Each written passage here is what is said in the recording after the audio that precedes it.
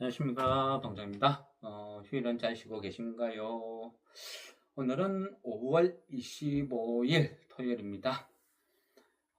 부산은 비가 촉촉이 내리고 밤사이 그죠, 다우 나스닥은 조금 또 내렸어요. 내리는데 그 트럼프 그 원전 그죠, 이 서명을 하면서 이 원전 관련주는 좀 오르고 그 외에 우리가 아는 뭐 어떤 뭐 기술주는 다 내렸어요.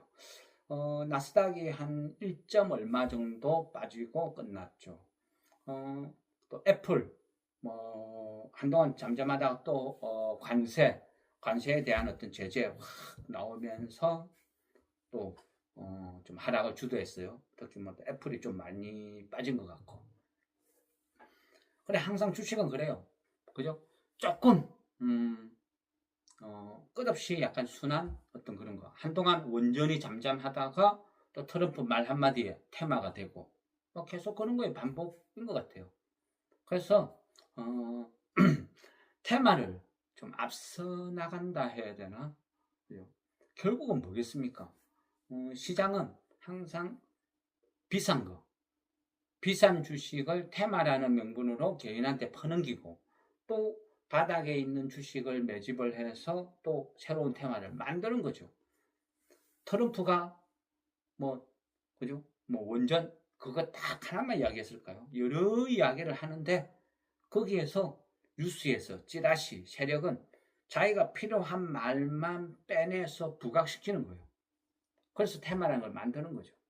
그러다 보니까 미국 미국이 어떤 테마 바람이 부니까 또 우리나라도 덩달아서 원전주가 강세예요. 어, 예전에도 이래 보면 원전 그죠, 그런 이야기는 많이 나와요. 수시로 나오고. 근데 보면 원전도 그죠, 이 미국의 행정명령 이런 것도 되게 길대 있죠. 한 2년 넘게 걸려요. 또 반대하는 쪽도 많고. 실제 미국이란 나라에서도 그죠, 리튬이나 이런 것들 뭐 광산 채굴 하려고 해도 시민단체나 이런 데 극단적으로 반대를 해요. 그래서 못하는 경우도 많아요.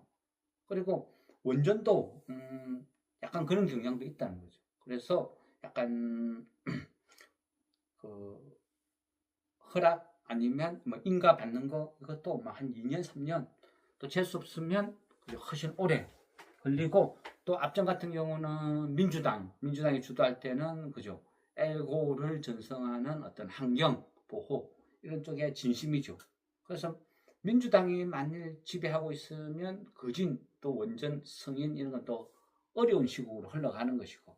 그래서 미국도 이 정권 민주당이냐 공화당에 따라서 이 환경운동, 환경 관련 이런 부분은 굉장히 엄격해져요. 그래서 그런 부분도 좀 감안해야 되고, 미국이 그죠, 원전을 또 만일 이제 SMR이라는 쪽을 한다 하면 과연 우리나라한테 얼마만큼의 콩고물이 떨어질지 그것도 미지수예요. 확정된 건 아무것도 없어요. 단지 그죠, 테마, 주식시장의 어떤 테마라는 거죠. 진짜 한 1년 6개월 후에 2년 후에 미국에서 원전 사업을 본격적으로 하면서 우리한테 수주를 줄지 안 줄지 그것도 모르고, 그죠? 지금은 다 막연히 중국하고 사이가 나쁘고 또 유럽, 우크라이나 이런 데는 전쟁 중이고 불확실성이 많고, 프랑스는 또 예전 같지 않고, 그러니까 이래저래 우리가 유리해. 그는 그죠, 우리 해석이죠. 우리 해석. 우리 입장에서 봤을 때 국뽕 막 우리가 최고야 이런 쪽. 그죠? 근데 실제 당사자는 미국이라는 거죠. 아무도 몰라요. 이해관계에 따라서. 그 USA, 그러니까 그죠? USA 스틸. 요것도 한동안 말이 되게 많았죠. 한국에 팔까, 일본에 팔까, 이거 다시 부활시킬까, 이럴까 저럴까. 또 일본에서 막 온갖 로비 다 하면서 인수하려고 하니까 트럼프가 안 돼 했다가 이번에 승인 났죠. 그래서 그 신일본 제철 그쪽에서 인수를 하기로. 그래 되면 또 지각 변동이 생겨요. 그리고 우리나라 철강 회사들이 미국에 가서 또 어떻게 될지. 그죠? 어쨌거나 대형 악재예요. 그래서 이 철강주들이 또 확 휩쓸리겠죠. 그래서 현실과 주식은 별개다. 그냥 막연히 뭐 우크라이나 안 돼, 프랑스 안 돼, 뭐 이거 안 돼, 저거 안 돼. 결국 원전은 우리가 최고야. 그것도 너무 그렇게 할 필요가 없다. 또 기간이 멀다. 그렇죠? 또 개인들은 항상 있죠. 뉴스에서 막 부각시키고 떠들면 그랬어요. 나 원전 없는데, 원전 주식 없는데 하나 사면 뭘 사야 되지? 그게 사람 심리예요.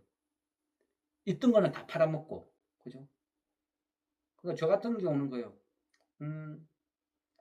얘를 딱 갖고 있다가 뭐 원전 테마가 와서 막 오르면 다 팔았어. 팔면요 미련 없이 쿨하게 그냥 털고 가요. 또 바닥에 있는 싼 거 또 사놓고 기다려요. 저는 그게 마음이 편하다. 그렇게 생각하는 거죠. 비싸다 싶으면 손은 안 된다. 저는 그게 맞는 것 같아요. 뭐 1년 후에, 2년 후에, 10년 후에 그러다가 2차전지 꼴나죠. 그래서 지금 돈 잘 벌고 저평가된 것도 많은데 뭐하러 그쪽에 비싼 거에 자꾸 목숨 거냐, 그런 생각이 나는 거예요.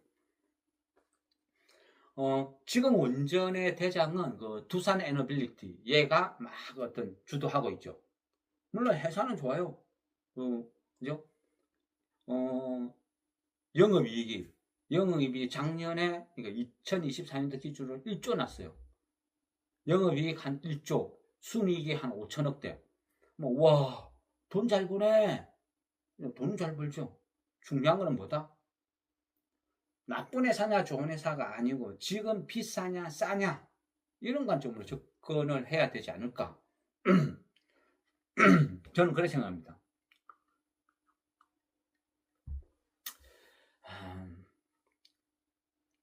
오늘 이것저것 질문 또 방송 또 아침에 이래 좀 나들이 갔다 왔거든요. 그래 어떤 기업 탐방 비슷한 거. 그러다 보니까 또 토론처럼 말도 많이 하고 하다 보니까 지금 또 목이 좀 잠기는데, 그런데 또 이 질문이 있더라고요. 원전에 대해서. 그래서 일단은 이제 설명을 드리는 거예요. 뭐 지금 분위기로 봤을 때는 그죠. 밤 사이에도 미국의 원전이 핫했고, 그러니까 월요일도 강할 가능성이 많아요. 그러다 보니까 이제 원전을 질문을 하시는 거 충분히 공감은 가요. 근데 두산 에너빌리티도 그죠. 영업이익이 한 1조 났어요. 그럼 순이익이 5천억. 그럼 영업이익만 낳고 봤을 때 1조라는 거죠. 그럼 얘가 비싸냐 안 비싸냐 이런 관점이죠. 얘가 지금 두산 에너빌리티가 시총이 한 26조 돼요. 26조. 26조의 이익이 1조 난다. 연간 이익이. 비싼가 안 비싼가? 판단을 해보세요. 그죠? 판단을 해보죠. 그러면 시총이 26조니까 계산하기 좀 편하게 26조에 1조 번다. 그러면 어떻게 돼요? 2조 6천억에 1천억 번다. 그래도 좀 감이 안 와. 그럼 시총이 2,600억에 100억 번다. 어때요? 그러니까 이제 좀 감이 오죠? 2,600에 시총 2,600. 근데 100억 버는 회사가 시총 2,600이다. 어떤 느낌이에요? 싼가요? 비싼가요? 그렇게 생각하시면 돼요. 제 입장에서는 어떤 그런 관점으로 보는 거죠. 어쨌든 얘가 두산 에너빌리티도 장치 산업이고 막 하다 보니까 뭐 어떤 재무 구조는 그렇게 좋은 편은 아니거든요. 유보율이 한 90에 부채 비율이 한 120%. 그죠?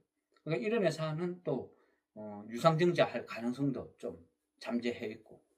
절대 저는 뭐 비싸다 생각해요. 지금도 비싼데 앞으로 잘 될 거야. 계속 희망 고문을 한다? 글쎄요. 이게 정말 그래 될까? 이런 생각. 그러면요.